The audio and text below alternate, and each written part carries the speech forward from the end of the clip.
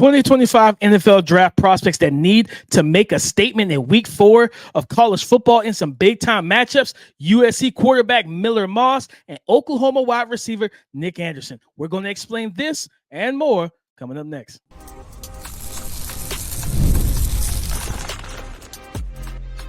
You are Locked On NFL Draft, your daily podcast covering the NFL Draft. Part of the Locked On Podcast Network, your team every day.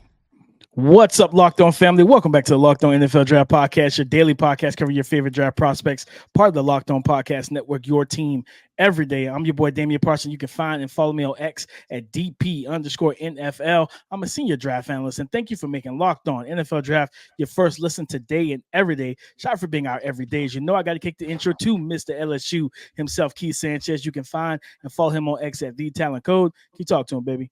What's up, Locked On family? Let's get locked in. This is Keith Sanchez, the other side to this dynamic duo that we like to call the Locked On NFL Draft Podcast. I want to start this podcast off by saying shout out to our everydayers. Thank you for tapping in with us each and every single day. Every listen is greatly appreciated over here. DP, we are getting ready for week 4 of college football. Yes, we previewing, so you know our classic segments. We're going with make a statement. We're going with second-tier prospects, and we're going with sleeper guys to know who can have some top performances. DP, let's get into this show, man. This episode is brought to you by Prize Picks. Go to prizepicks.com/LockedOnNFL and use the code all lowercase LockedOnNFL to win $50 instantly when you play $5. Make a statement, Keith. Who needs to make a statement in week 4 of college football for the 2025 NFL draft? I have to go on the offensive side of the ball to start. Oklahoma wide receiver Nic Anderson. He is healthy. He's making his first start of the season. He's missed the first 3 weeks with I think it was an undisclosed injury. He was teased. They teased that he might have been. He could have been ready last week, but they wanted to keep him for this matchup. And I think they have Tennessee on tomorrow, Keith. So that's a big time game at home. Huge game in the SEC, right? And this is an offense that has not looked great without without their weapons. They were missing multiple guys, and now having Nic Anderson return again. I think we talked about it with. I think we'll talk about Ty Felton. The couple, was it yesterday or 2 episodes ago? This wide receiver class is still open, Keith, after wide receiver 3. And if Travis Hunter says I'm playing corner, that means wide receiver 3 is open. You know what I mean? Wide receiver 2 and 3, there's a vacancy there. So with Nic Anderson being the 6'3", 220-pound wide receiver, a guy that showcased some route running skills, explosiveness, and burst, I'm happy that he's back. He's going to be back on the field. And now I want him to come out here and make a statement, prove that not only are you one of the better receivers in the 2025 draft class, but prove you're the best receiver on your team and go make, because Tennessee, I know we give so much love to Josh Heupel and that offense. Their defense has been playing great this season. Their defense is playing very well. I think they got some young members in that secondary. Nick, you are a veteran. You're a veteran. Go out here and make plays, not a play, make multiple plays and show what Oklahoma's been missing with you being out this entire time. DP, I like that selection, especially a guy that, obviously watched him, evaluated him over the summer, and then ready to see him take off, right? I'm going to go DP. I'm going a little spicy with this one. There's a big matchup that we usually don't get, but we're starting to see this Pac-12 and Big Ten merger, right? It's starting to happen. I'm going with USC versus Michigan. I'm going with USC quarterback Miller Moss. Last time we seen you in a primetime situation, you balled out. You went 27-36, 1 touchdown, right? No interceptions. But guess what? Game-winning touchdown, right? You drove your team down the field to win the football game, and everybody said, uh-oh, USC, Lincoln Riley, they have another quarterback, right? So now this week, you have another big-time matchup. You get to go against University of Michigan, right? And this is the thing. I think where you put the threshold and why I'm saying him is because, hey, Michigan offense is a who knows, right, at this situation. So you go in there, you outscore Michigan, you get the big-time win. Guess what? talk about stacking a resume with Hall of with Heisman moments. This is a Heisman moment, and guess what? He'll probably be close to the leader because at this point he'll have 2 Heisman moments, right? Because he went kickoff week in Vegas. He said, "You know what? Let me show those LSU Tigers." And then if he goes against Michigan, that is 2 premier programs in college football, right? When we talk about brands that he has under his belt to be able to roll through the rest of the season. So I'm definitely looking at Miller Moss and just the talent that he could be. He has some moxie, some grit to him, right? He has a little bit of that baller type element to him, and I think he's coming out of nowhere. So he's a guy that I'm saying, hey, go out there, make a statement that now I'm the real deal. And I don't know who y'all have for QB1, but y'all might want to put Miller Moss up there. No, 100%. Like he's been a great revelation this season, and for when I studying his tape, he plays the game. You could tell he sat for a little bit because he's mature in the pocket, like picking up IDing pressures and all that stuff. Yep, all of it. Accuracy, ball play. That he had the whole shot against LSU on that final drive. I think it looked like cover 2. It definitely was cover 2 whole shot. They rolled to it late, DP. I think they showed man, and then they backed out of it at the last second. He was still able to identify it. And that's hard to do at a quarterback, because if you do it right before the snap, you don't get a chance. You run the risk of not seeing that shift, from the defense. And that's where you can talk about changing the picture post-snap. You saw man-to-man coverage pre-snap, but if you didn't identify it quick enough, you're going to throw into a zone post snap, and it could be an interception, and you lose that game. But that whole shot against LSU, and then he had another one against Utah State, and I'm just like, all right, like, you know what I mean? Like he processes information quickly. He's just playing so well from the neck up. I think, some people will question like the physical ability, like, okay, does he have the greatest arm, things of that nature? But he's just playing so fast, and the game slowed down for Miller Moss. And I'm excited to see, how he handles this defense, because you got Will Johnson and Makari. I think it's Makari Page, the safety. They got ballers over there, man, that you're going to have to make sure you are keeping track of. But Keith, I want to stay on Michigan, and I want to talk about one of our guys, Kenneth Grant. The last time, in a big game, you were virtually unseen. Like we didn't know you were on the field. We didn't feel that presence from the big nose tackle. And one thing about this USC offense, Woody Marks, Jaquavius Marks, they're going to give him the ball. He has 29 carries on the season. Against LSU, he had 16. He was just efficient, 16 for 68, over 4 yards per carry, but he had 2 rushing touchdowns in that game. And against Utah State, 13 for 103 and a touchdown.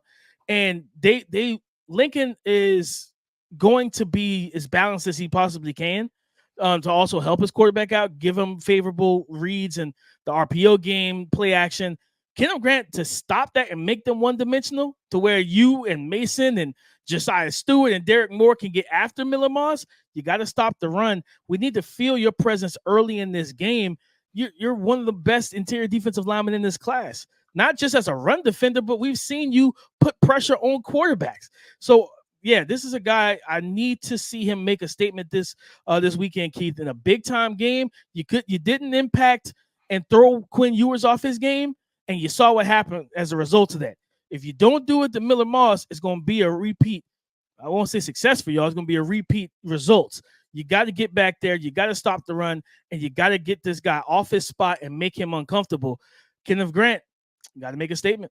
I like that, DP. Well, let's keep this thing going and flowing on. Next, man, we're going to those second-tier prospects, right? But the guys is in between, right? They're not the headlining guys, but the difference makers, right? These guys are going to make a difference for these key matchups. DP, I feel like week 4, it's going to be a good week of college football, DP. Then we're going to get some prospect situations to go on, right? There's going to be some resume games going on. But, DP, we're going to talk about those guys, right? Those difference makers, those second-tier prospects coming up next.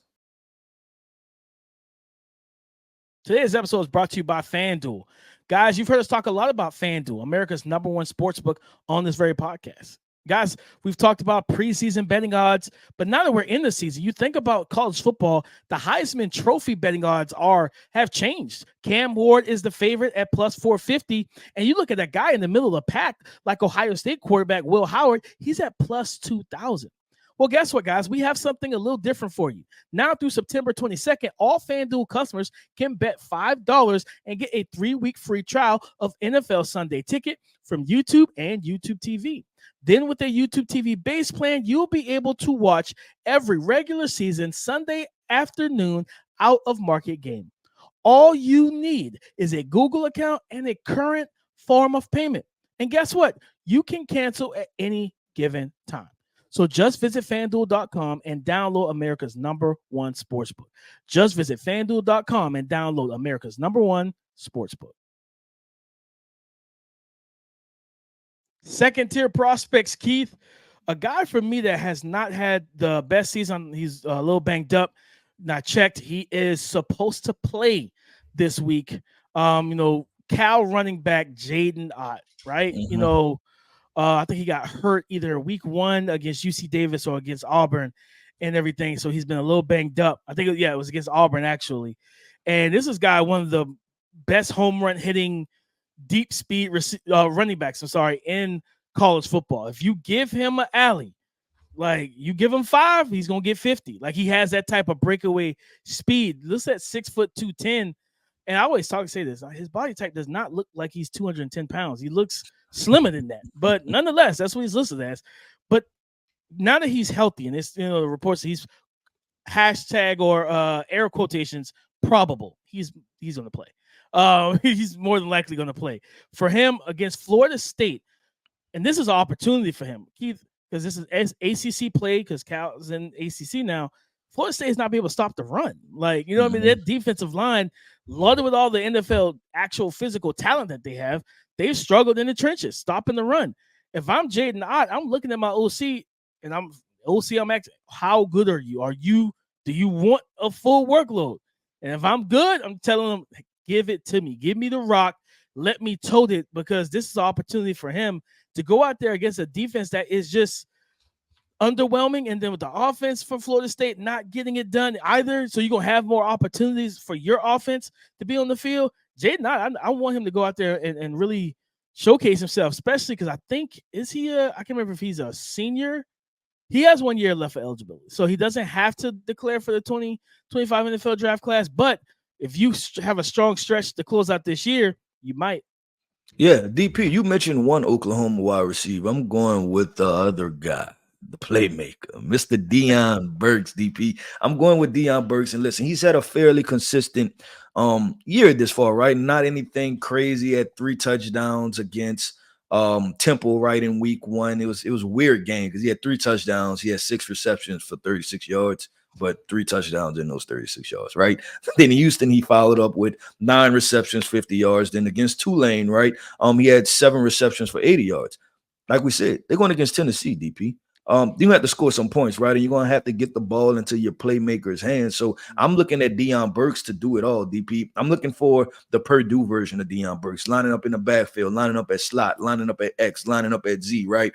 Doing all different type of orbit, jet motion, screens, everything. I think this guy, if you want to win this game against a high-powered Tennessee team, and you know that your offense has been up and down, I think that's fair to say for Oklahoma, you need to get your playmakers the football, right? And you mentioned Nic Anderson in the first segment. I'm going to mention Deion Burks, and I'm going to go ahead and say, remember this name, guys, because we gave you Jalen Walker early on, and now everybody's talking about him. We told you Jalen Walker may be the best edge rusher in this class, right? And we sitting at 2 of the top names, DP, with 0 sacks or 1 sack thus far during the season, and Jalen Walker is the guy creating all the havoc. So now I'm telling you, Deion Burks is a flat-out playmaker, right? We talked about the wide receiver 3, 4, and 5 situation. He's a guy that can put his name in it, so I'm looking at him as a difference-making player for this game.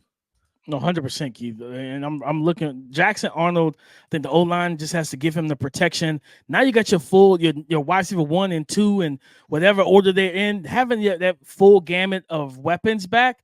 Yeah, it's going to be hard for defenses to key on any of these guys and just take one guy away, and that just gives you opportunities to get Deion Burks the ball. Use him however you need to. Get him the ball. Let him just make the plays, Keith. I'm going to go to another playmaker. I'm going to Bowling Green. Bowling Green tomorrow night, they travel into Texas to play Texas A&M on the road. And I'm going back to the tight end, Harold Fannin Jr., 6'4", 230. They had a bye week in week 3. He was coming off a big game, Keith. Impressive game on tape.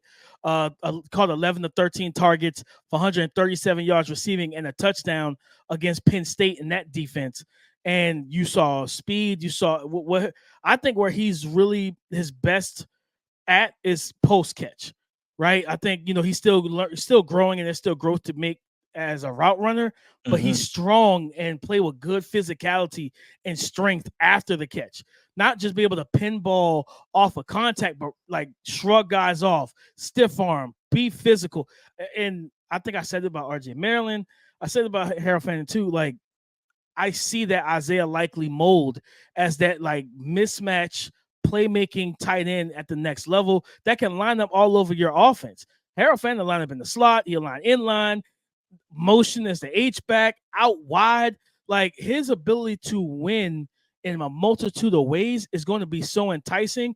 And then the fact that Georgia hasn't gotten like an Oscar Delp going right now, right? Like, Benjamin Urisek's not, they don't got either one of their top tight ends going yet because the year is still young. But they better get something going, DP. They better get something going. I don't know what they got going, DP. They better get something going, though, man. They better, Keith, because it just does not look good right now. They could have lost that game against Kentucky, man. They gotta right they gotta write the ship soon. Mean, get it to your playmakers, right? I think that's the name of the game. Right? It's a fairly simple concept. Get it to your playmakers, right? I think Harold Fannin, man, if he keeps to go back-to-back games against Penn State and have the game he had, Keith, if he replicates that against Texas A&M, like, yeah, everybody's going to be buzzing about this kid at the tight end position.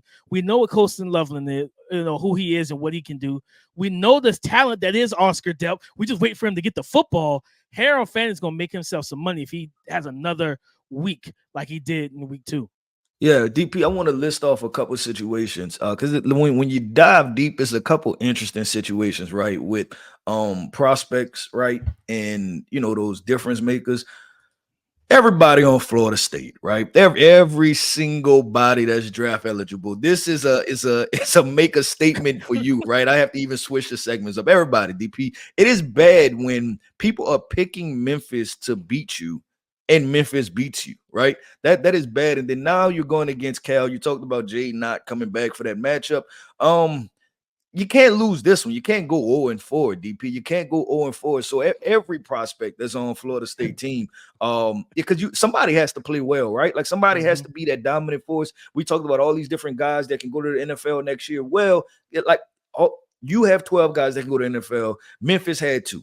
No reason to lose this game, right? You have to figure it out. If it's from the running backs, fumbling the football, if it's from the edge rushers getting pressure, if it's from the interior defensive lineman stopping the run, it's from the wide receivers creating separation, right? It's the quarterback, right? It's across the entire board. Every person that's on the football field for Florida State, everybody that wears any type of scarlet and gold, I think that's the colors, DP. They need to play well. At the end of the day, you are a difference maker, and you have to believe that you can make a difference. So I'm going to go with them, and then I'm going to wrap up with this. Colorado, right? And the thing is this, y'all always have a target on your back, right? It don't matter what y'all do. Y'all do it every week, and I don't know what they're going to do, but this is the best entertainment, DP. This is the best you can get, right? And they're going against Baylor. You're playing in the Big 12? Yes, the Big 12, right? Yeah. They're playing in the Big 12. And the way you position yourself, right, with the situations that happen off the field, in the media, whatever it may be, you have to win, right? And if you don't, you're going to hear a lot about it. So that's, from Shador to Travis to LeJohntay Webster to Jimmy Horn, right, to a couple of the other defensive guys. You just got to go out there and you got to play well, because we know what's on the other side of that for you guys if you don't play well. So those are definitely difference makers. You got to go out there, make a difference, and win those football games. Real quick, Keith, to add to that point about Colorado playing Baylor. Baylor's running the ball. They have 3 running backs for the season to have over 100 yards rushing. They're going to run the ball and keep an eye out, I believe, and a dual threat quarterback, right? And we saw what I don't know why I'm blanking on the young man's name now. I think Cam Miller, the quarterback from North Dakota State, and the trouble he gave them week 1. Keep an eye on Nakai Hill-Green, number 41, linebacker, 6'2", 230, senior from Baltimore, Maryland. He is bringing that thump, that physicality to their run defense, and they need that badly. Because even though the defensive line is a little undersized, if you hold up at the point of attack, and the running back still gets through because nobody's filling the lane, it doesn't really matter. Nakai Hill-Green showcased last week, like, oh, I'm going to hit whoever has the ball, and he's bringing that downhill type of vibe. They're going to need him in this game. So keep an eye on him as like a second tier. Could have put him in a sleeper spot, but wanted to highlight him for that defense. Yep, I agree. I agree with DP. Let's go on to the last segment, man. The last segment is those sleeper prospects. And like we said, man, we have a lot of key matchups. So these sleeper guys still going to make tons of difference, right? And it usually comes down to the details and those guys that nobody's talking about to make some big time plays. We're going to discuss those players coming up next. Today's episode is brought to you by PrizePicks. PrizePicks is America's #1 daily fantasy sports app with over 5 million active members. Guys, do you want to play PrizePicks alongside comedian Drewski, rapper and podcaster Joe Budden, and MMA champion Sugar Sean O'Malley?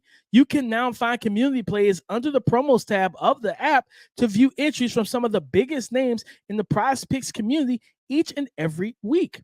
PrizePicks puts their members first, so all withdrawals are fast, safe, and secure.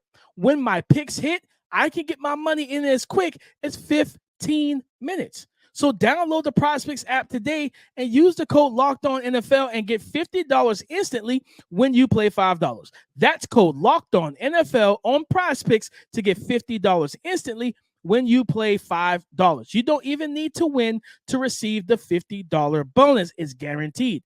PrizePicks, run your game. Thank you for making Locked On NFL Draft your first listen today and every day. Shout for being our everydayers. Keith, a prospect that I have to wake the people up on. I think we'll see if he declares. I doubt. I think he's probably going to stay for one more year.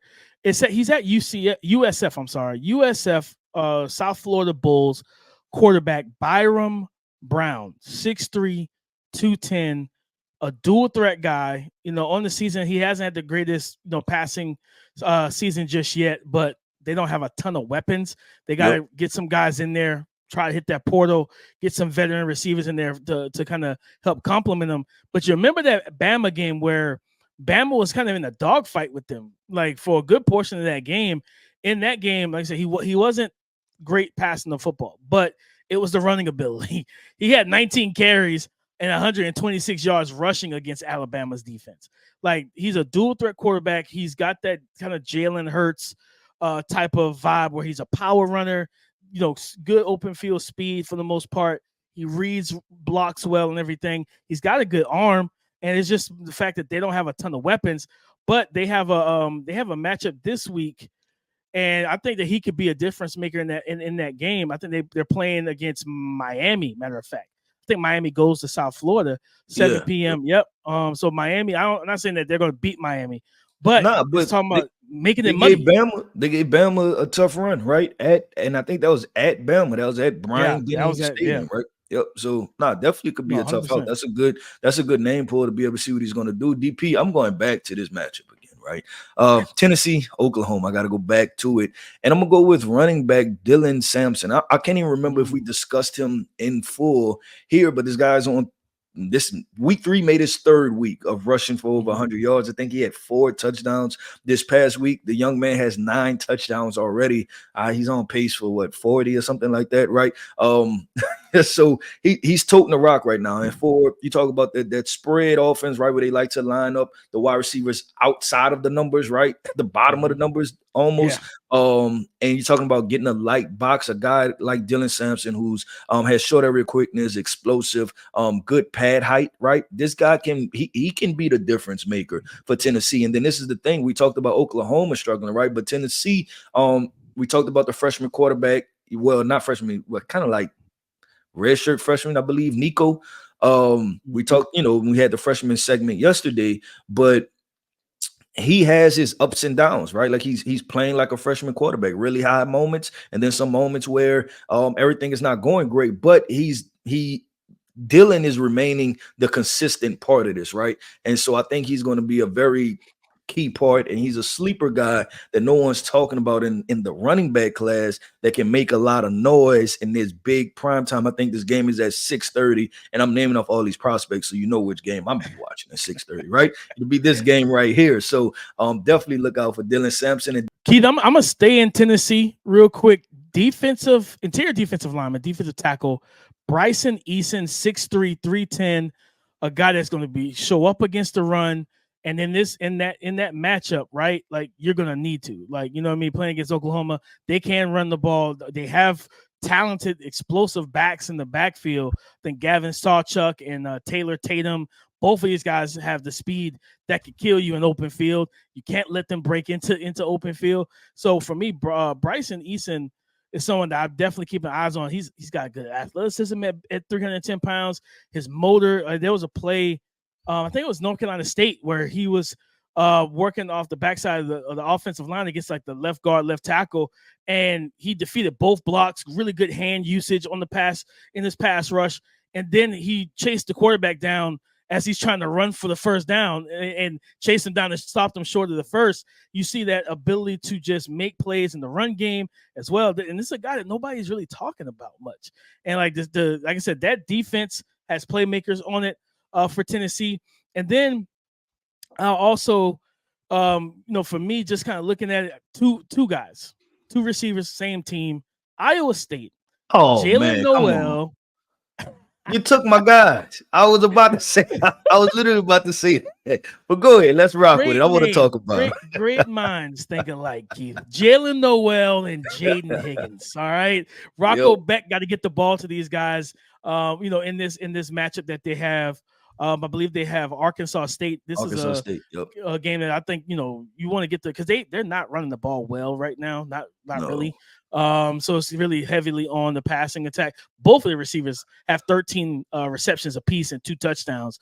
Jaydn Noel is kind of he reminds me a lot of Christian Kirk when I watch him. He reminds me a ton of Christian Kirk, that just chain moving slot receiver that is just going to be underappreciated in the offense because he just gets the job done. And Jaydn Higgins is probably one of the better big body receivers in terms of route running and smoothness and fluidity.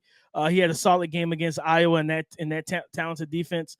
Last game out, I think it was. So yeah, those two Iowa State Cyclones. I'm about to call them Hawkeyes. That's Iowa. Iowa State Cyclone wide receivers, man. Jaydn Noel and Jaydn Higgins, Keith.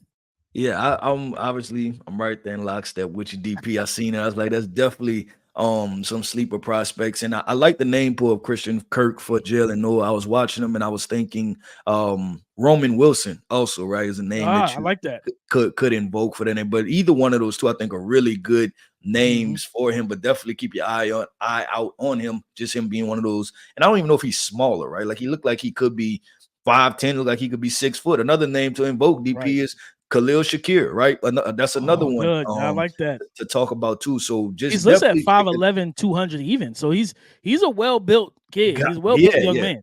Yep, and that because I was gonna go with Jacob Cowan, but I'm like, I feel like he's way bigger than Jacob Cowan as a prospect. But those 3 names we listed off, you listed off Christian Kirk, right? I talked about Roman Wilson, and then we talked about Khalil Shakir. Definitely somewhere I feel like in that bracket, right, of talent, what he'll be able to do. But DP, that wraps up another episode, man, of the Locked On NFL Draft Podcast. I want to end this podcast off by saying shout out to our everydayers. Thank you for tapping in with us each and every single day, man. Every listen is greatly appreciated. I hope that y'all have a good college football Friday. You listen to this podcast, tap in Saturday to the games, and tweet at us. Let us know which prospects are popping off. And like we like to say, man, listen, I am Keith Sanchez. You can find me on X at The Talent Code.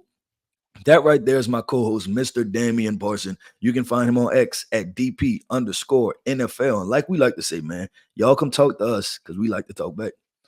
Go subscribe and follow for free on YouTube. Wherever you listen to podcasts, get the latest episode as soon as it is available. Thank you so much, guys, for tapping in with us every single week and being our everydayers.